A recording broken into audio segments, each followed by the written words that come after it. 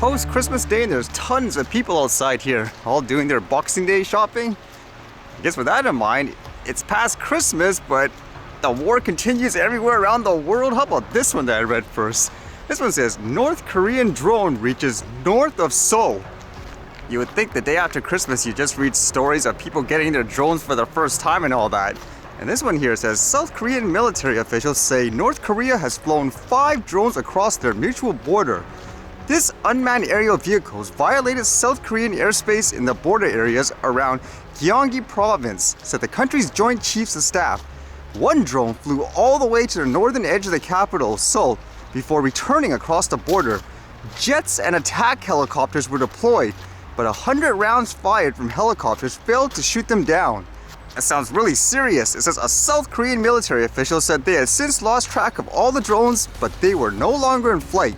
The incursion comes amid increased tensions on the Korean peninsula, with the North conducting a record number of missile tests this year. I was actually curious what kind of drone they were flying around. Was it small or something, let's just say Reaper size? Because all these images and stuff is apparently an old one. Like it says here, the last time a North Korean drone crossed the border was 5 years ago in June 2017. So there's what, Ukraine versus Russia, China, and Taiwan, and now the Korea is going after each other. The solution to all this is just to make it a holiday every single day per se for people to stop fighting. And then I was reading this, which was kind of interesting, as a lot of places are having a crisis of sort with energy due to things like the colder weather. So apparently further east here, it says in Ontario, they're really, I guess, having an issue with electricity supply. This one says Ontario plunging into energy storage as electricity supply crunch looms.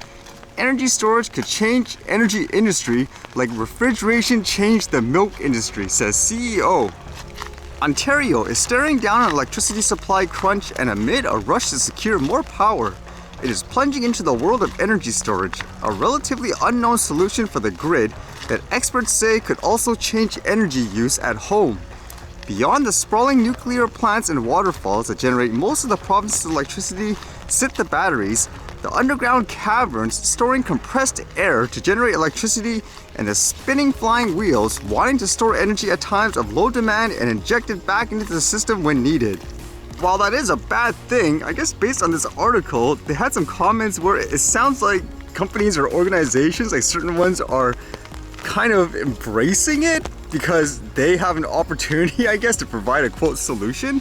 It says the space is there, the technology is there, and the willingness among private industry to respond is all there, he said. I know a lot of the companies that have been rubbing their hands together, looking at this potential to construct storage capacity. Justin Ranguni, the Executive Director of Energy Storage Canada, said because of the relatively tight timelines, the 2,500 megawatts is likely to be mostly lithium batteries, but there are many other ways to store energy other than a simple battery.